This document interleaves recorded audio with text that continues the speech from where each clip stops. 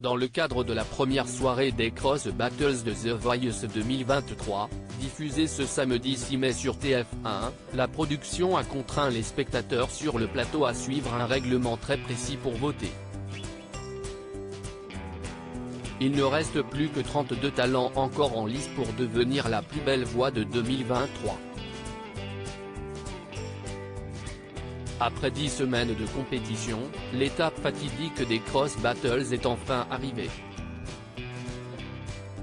Lors de cette nouvelle phase, dont la première soirée sera diffusée ce samedi 6 mai sur TF1, Zazie, Amel Bent, Vianney, Big Flo et Oli vont s'affronter à travers une série de duels. À chaque fois, leurs talents chanteront chacun leur tour puis les spectateurs, présents sur le plateau de The Voice, voteront pour leur prestation préférée. Pour cela, la production de l'émission a établi un certain nombre de règles pour la composition du public. Explication. The Voice 2023, tout le public peut-il voter lors des Cross Battles? Sur les 212 personnes présentes dans le public lors de la première salve des duels, seuls 201 ont obtenu un boîtier pour voter.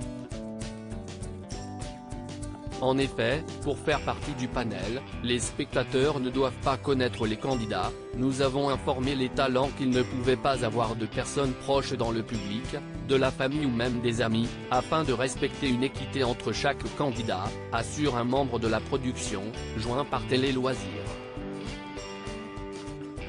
Elle demande également une vérification auprès de l'agence Cassandra, qui gère le public du programme. On demande aux spectateurs qui votent de signer un papier dans lequel ils confirment ne pas faire partie de l'entourage des candidats, nous explique-t-on. Super Cross Battles de The Voice, l'ultime étape avant les émissions en direct. Après des Cross Battles intenses en émotion, les coachs vont à nouveau devoir faire appel à leur talent de stratège. Zazie, Vianney, Amel Bent, Big Flo et Oli vont s'affronter dans l'ultime phase avant les grands shows en direct, les Super Cross Battles. Pour l'occasion, un invité spécial sera présent sur le plateau.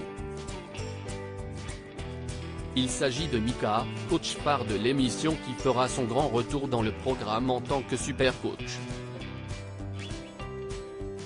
Et son rôle sera important puisqu'il votera, comme le public, ses candidats préférés.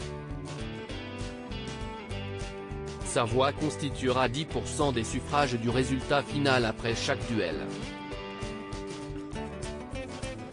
Un enjeu de taille pour le chanteur de 39 ans car son choix pourrait bien faire basculer le destin des talents. À lire aussi The Voice, Big Flo fait une demande insolite à la production. Inspiré de Pokémon.